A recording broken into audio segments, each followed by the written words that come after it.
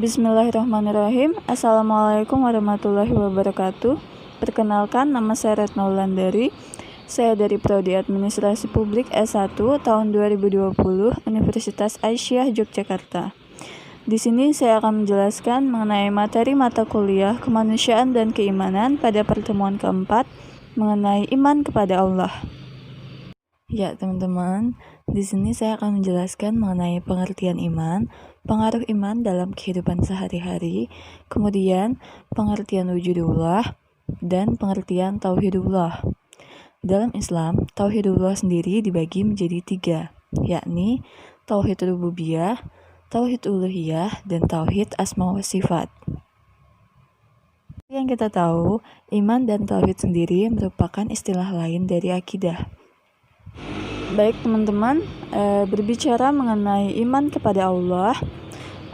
Iman kepada Allah itu adalah membenarkan dengan hati, mengucapkan dengan lisan, serta mengamalkan dengan perbuatan bahwa Allah itu ada dengan segala keagungannya. Pengertian iman sendiri pada dasarnya, iman berasal dari bahasa Arab yang dapat diartikan sebagai percaya. Namun, pengertian iman secara istilah adalah membenarkan dengan hati, mengucapkan dengan lisan, serta mengamalkan dengan perbuatan. Jadi, kita sebagai seorang muslim tidak hanya menghafalkan ke-6 rukun iman saja, namun kita perlu membenarkan hati kita bahwa Allah itu ada dengan segala keagungannya, lalu mengucapkannya dengan lisan, diucapkan pada kalimat syahadat, serta diamalkan perintahnya, serta menghindari larangannya di dunia nyata. Selain itu, terdapat dalil nakli di dalam Al-Quran, yakni pada surah Al-Baqarah ayat 163, di mana dalam surah tersebut terdapat arti yakni, dan Tuhanmu adalah Tuhan yang Maha Esa. Tidak ada Tuhan melainkan Dia yang Maha Pemurah lagi Maha Penyayang. Berikutnya, saya akan menjelaskan mengenai fungsi iman, pengaruh iman kepada Allah dalam kehidupan sehari-hari. Ketika kita telah mengimani bahwa tidak ada satupun Tuhan selain Allah beserta rukun iman lainnya, maka kita akan mendapatkan beberapa hal, seperti yang pertama, menambah keyakinan, yakni kita akan semakin bersyukur dan yakin akan keagungan Allah Subhanahu wa Ta'ala. Yang kedua, menambah ketaatan pada diri kita sendiri, yakni hati kita akan terjaga dari larangan-larangannya, serta selalu menjalankan perintahnya dengan ikhlas. Yang ketiga, menenteramkan hati. Yang keempat, dapat menyelamatkan manusia di dunia dan di akhirat. Yang kelima, mendatangkan keuntungan dan kebahagiaan hidup. Kemudian, contoh-contoh perilaku beriman. Yang pertama, mendirikan sholat, kemudian menafkahkan sebagian rezeki, beriman kepada kitab Allah, selalu berbuat kebajikan, mampu menahan amarah, dan mempercayai dengan benar rukun iman, dan masih banyak yang lainnya. Masuk pada materi selanjutnya, kita akan membahas mengenai wujudullah. Jadi, secara etimologi, wujudullah terdiri dari 2 kata. Wujud yang berartikan keberadaan dan disambung dengan kata Allah. Secara terminologi, wujud adanya Allah Subhanahu wa Ta'ala adalah sesuatu yang bersifat aksiomatis. Definisinya yakni arti wujud ada sekalipun telah terang bagi akal, tetapi masih dapat digambarkan dengan kenyataan tetap dan kekal dan kesempurnaan wujud, serta kekuatannya bergantung pula pada kesempurnaan. Contoh dalil naklinya yakni, yang pertama, Allah adalah al-awwal dan al-akhir. Dialah yang awal dan yang akhir, yang zahir dan yang batin, dan Dia Maha mengetahui segala sesuatu. Quran Surah Al-Hadid ayat 3. Kemudian dalil yang kedua, tidak ada satupun yang menyerupai Allah karena segala sesuatu adalah ciptaannya. Quran Surah Asy-Syura ayat 11. Dalil selanjutnya yakni, Allah Maha Esa. Katakanlah, Dialah Allah yang Maha Esa. Quran Surah Al-Ikhlas ayat 1. Kemudian selanjutnya, hanya milik Allah Asmaul Husna, maka bermohonlah kepadanya dengan segala asma dan sifatnya. Quran Surah Al-A'raf ayat 180. Untuk membuktikan adanya Allah Subhanahu wa Ta'ala, dapat dipakai beberapa konun atau aturan atau hukum.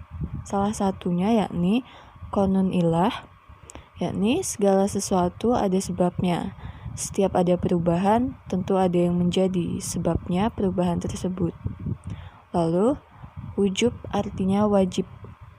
Segala sesuatu tidak bisa terlepas dari salah satu kemungkinan wajib, mustahil atau mungkin. Kemudian, ada juga dalil lainnya seperti hudud yang artinya baru dan nidam yang artinya aturan atau teratur.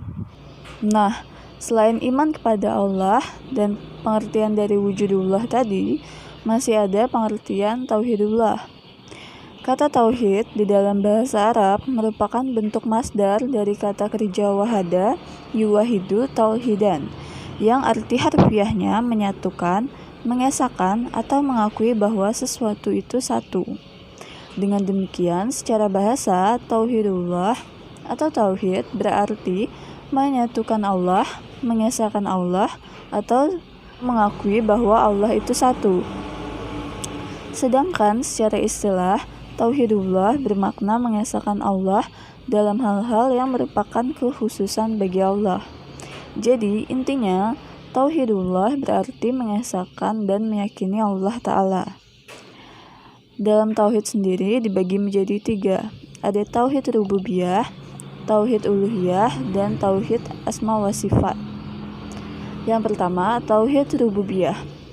Tauhid rububiyah maknanya adalah mengesahkan Allah dalam hal penciptaan, kepemilikan, dan pengurusan. Dan dalil yang menunjukkan hal ini ada di Quran Surah Al-A'raf ayat 54. Kemudian ada tauhid uluhiyah atau tauhid ibadah. Disebut tauhid uluhiyah karena penisbatannya kepada Allah dan disebut tauhid ibadah karena penisbatannya kepada makhluk atau hamba. Adapun maksudnya ialah pengesahan Allah dalam bentuk ibadah, yakni bahwasanya hanya Allah satu-satunya yang berhak diibadahi. Dalilnya terdapat pada Quran Surah Luqman ayat 30. Yang ketiga ada tauhid asma wa sifat. Maksudnya adalah pengesahan Allah Azza wa Jalla dengan nama-nama dan sifat-sifat yang menjadi miliknya. Tauhid ini mencakup 2 hal, yaitu penetapan dan penafian. Artinya, kita harus menetapkan seluruh nama dan sifat bagi Allah, sebagaimana yang Dia tetapkan bagi dirinya dalam kitabnya atau sunnah nabinya, dan tidak menjadikan sesuatu yang semisal dengan Allah dalam nama dan sifatnya. Dan dalam menetapkan sifat bagi Allah, tidak boleh melakukan ta'til, tahrif, tamsil, maupun takyif. Dalilnya terdapat pada Quran Surah Asy-Syura ayat 11. Ya teman-teman, sekian penjelasan dari saya. Terima kasih atas perhatiannya dan mohon maaf bila ada kekurangannya, dan jika ada kelebihannya itu hanya milik Allah Subhanahu wa Ta'ala. Terima kasih. Wassalamualaikum warahmatullahi wabarakatuh.